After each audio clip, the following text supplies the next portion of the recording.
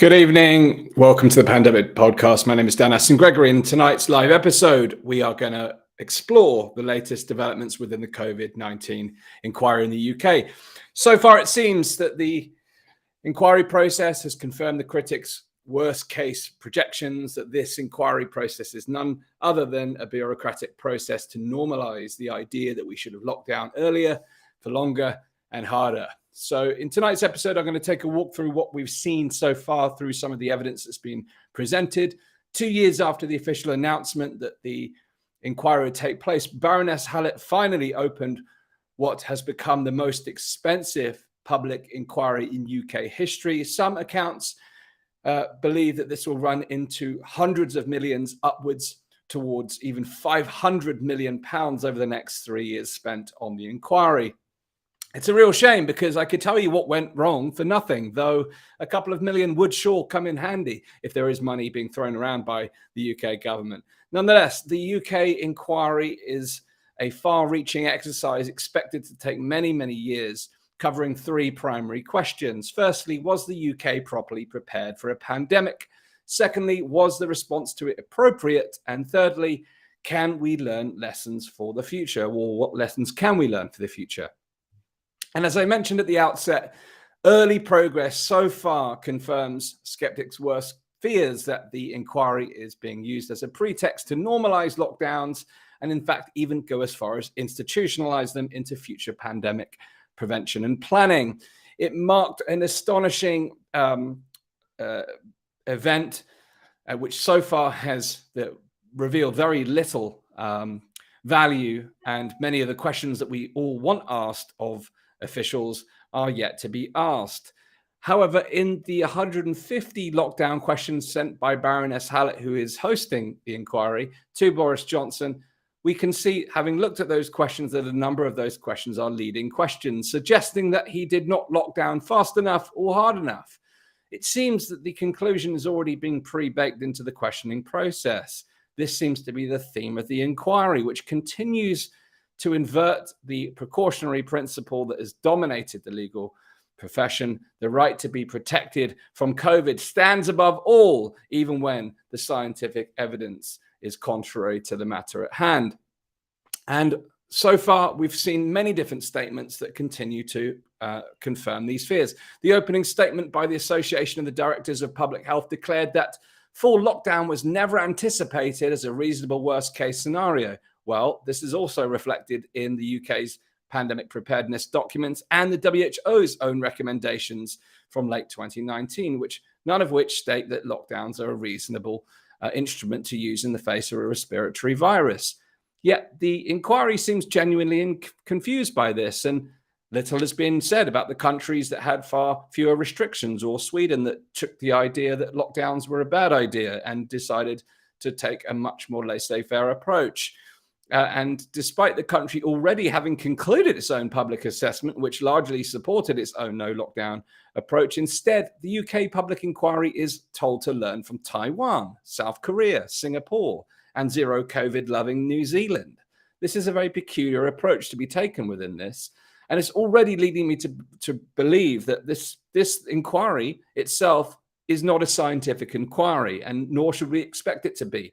This is not the realm to explore these deep questions that we need to explore in order to get the evidence to the table. What this evidence may provide is an insight into the complete mess and shambles that our government is in. And if you saw one of the documents that I posted on Twitter from the inquiry, which shows the UK pandemic response structure, and it resembled something akin to a bowl of spaghetti. In fact, I had spaghetti for dinner last night, and if I'd given it to my nearly two-year-old toddler, he's 22 months old today, and take his approach to organizing the spaghetti, which would be to pick it up and largely throw it around, that pretty much resembles the UK structure when it comes to our pandemic preparedness teams. But at the very least, we can start to expect more of the same. So far, we've heard from many of the key figures within the pandemic response. Matt Hancock brought the tears once again. He really must be brushing up on his acting skills after that time in in that TV show that he featured in. I've even forgot the name. I'm a Celebrity, Get Me Out of Here. Maybe he's brushed shoulders with others to brush up on his acting to bring the tears on command. But remember, Matt Hancock advocated and led the terror messaging to drive support for compliance to lockdown measures. And he told the government's official inquiry that he is profoundly sorry for each of every COVID death that could have been prevented by much earlier and more stringent lockdowns, and is advocating for such measures during any future pandemic. And he goes on to argue that the central problem was that the government pandemic plans didn't prepare us to lock down hard enough or fast enough. Again, this is a central theme within the course of most of the evidence that's been provided so far. England's chief medical officer, Sir Chris Whitty, said the big weakness was a lack of radicalism in thinking before the crisis took hold. Yes, radical thinking is exactly what we think of when we think about medical or scientific problems that face society. Radical thinking is not the first thing that would come to mind. He said that the government's scientific advisors would not thought to have considered national lockdowns unless it was requested by senior politicians, or rather until it was requested by senior politicians. So there's a running theme here that lockdowns were not thought about because generally they've been overruled in previous thinking. Any examination of their possible effectiveness and efficacy would mean that they were thrown out the window. And then the second part is, despite that acknowledgement, these scientific and government officials are stating that we should have locked down earlier and for harder. It doesn't make any sense. Now, Jeremy Hunt comes up and says that quarantining people sooner might have avoided the first lockdown. He said that but again, despite that, he said the literally only place where quarantine and testing were discussed was this unknown exercise called Exercise Alice, a much smaller scale modeling exercise taking place in 2016, where he was never briefed upon. Well, again, this is all based upon that contradiction of trying to contain a virus, trying to somehow mitigate nature is the flawed thinking that's underpinning all of this. But again, all of the things that took place are not showing up in any mainstream pandemic planning, yet they are now being advocated for and saying that we should have done more of them. All of these contradictions don't seem to be getting real attention in the mainstream media, of course. George Osborne suggested that lockdown was China's idea and that Western governments were just copying the communist regime, arguing that had pandemic exercises been done that considered lockdowns before, then the government may have been better prepared to resist the Chinese-style groupthink.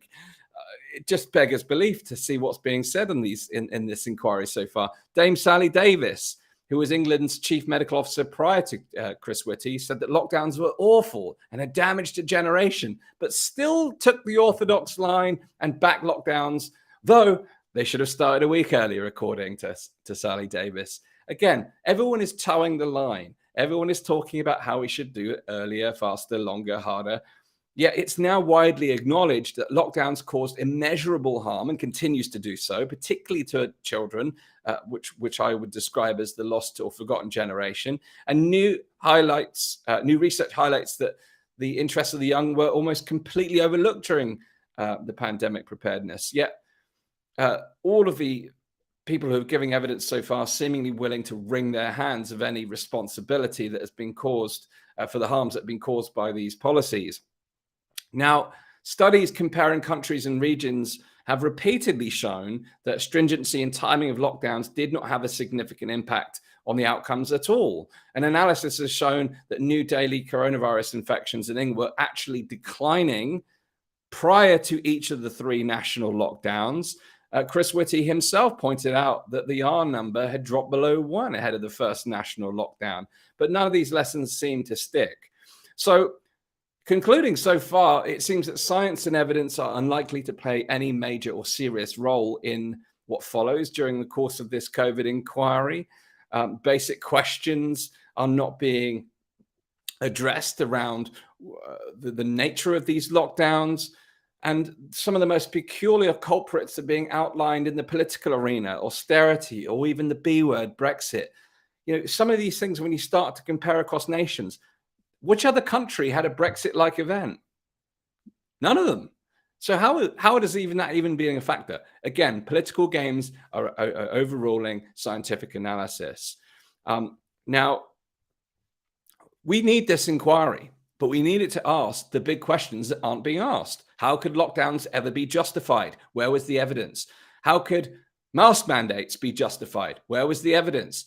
How could all the fear mongering and behavioral science and psyops be justified? Where's the evidence? How could all the weird and ever changing rules be justified? Where was the evidence? How much harm has been done to health, physical health, mental health? How much harm has been done by the non-pharmaceutical interventions as well as the pharmaceutical interventions?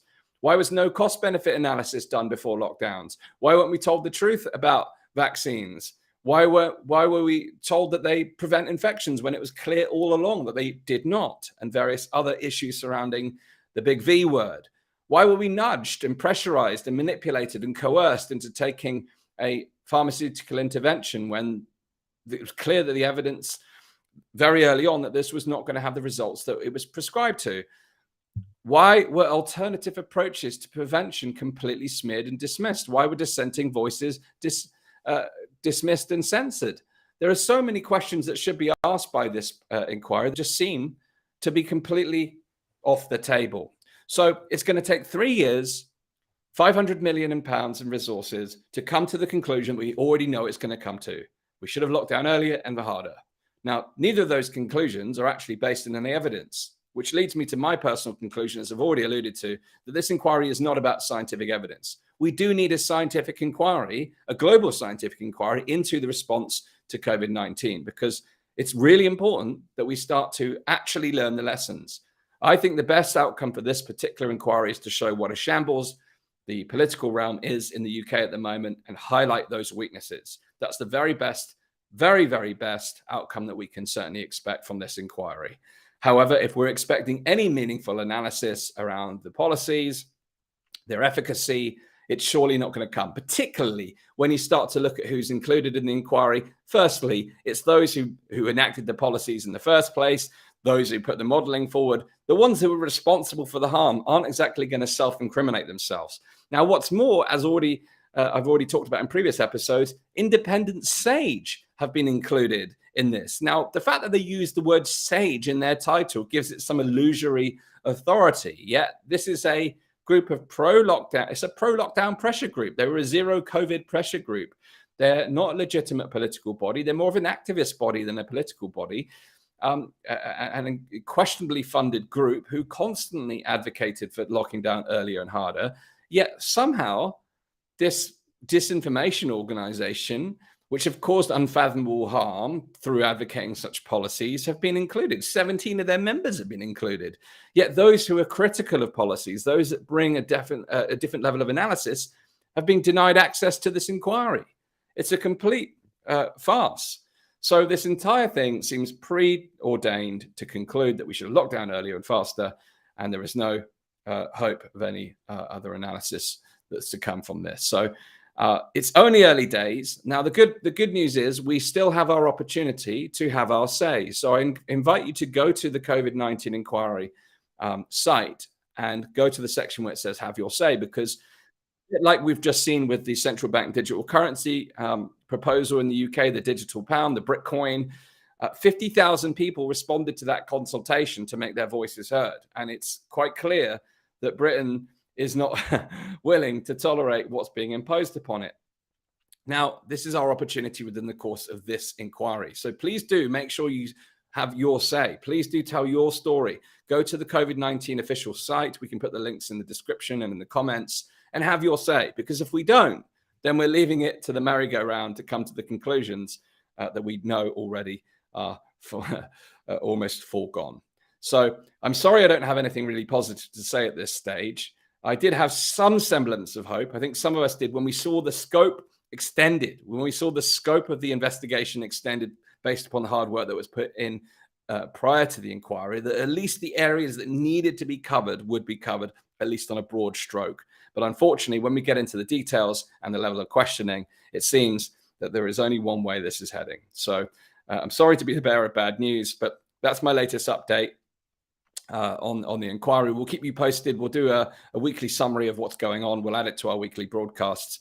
Now, we've got some interesting conversations coming up over the course of this week. So tomorrow at 2 p.m., we've got a live broadcast on the Uncharted Territory podcast, which is one of our new shows, where we're going to be asking, is cash really king? So a lot of the fallout from the CBDC consultation was around the preservation of cash. And we're going to look at why that's so important, and asking the question, what's the alternative? Is there a way that we can preserve cash whilst also exploring new mechanisms that can enhance privacy and preserve our sovereignty in the face of these centralized digital currencies that are emerging? So look out for that tomorrow. We're going to have a detailed conversation around that, exploring the nuances of that conversation around cash and the preservation of cash.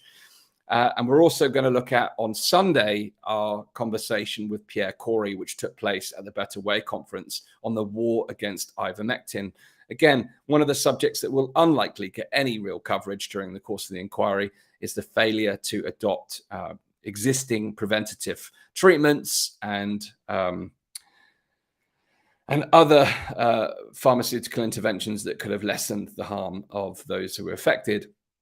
So look out for that interview with Pierre Corey on Sunday. If you missed our Andrew Bridgen interview this Sunday, do go check it out on the channels. It's available on YouTube, Spotify, Rumble, Odyssey, all our mainstream channels. You'll see our interview with Andrew Bridgen from last week, and look out for our interview with Pierre Corey this week on Sunday. So lots more content coming up this week. If you're not already on our mailing list, please go to danastingregory.com/pandemic. We are facing enormous amounts of censorship. It's very difficult to get any of this content through the censors. We've got hundreds of thousands of followers across all our platforms, yet on average, each of our posts reaches less than 100 people. So it's quite clear our content is being throttled. So if you would like to get early access to any of our content, please go to danastingregory.com/pandemic. Join our mailing list. That way we know we can reach you directly. You've had tens of millions of views over the last couple of years, and now we can barely reach a handful. So please do help us out. Join our mailing list, and that way we can get our content directly to you and circumnavigate all of the censorship issues that we're facing. Thanks again for tuning in. My name is Astin-Gregory. This is the Pandemic Podcast. Today, we explored the latest developments in the COVID inquiry, which almost seems inevitable that it will conclude that we should have locked down earlier. What a surprise. I'll see you again in our next episode of the Pandemic Podcast this Sunday with Pierre Corey, and tomorrow on the Uncharted Territory podcast with my guest host, Sam X, as we explore the merits of cash.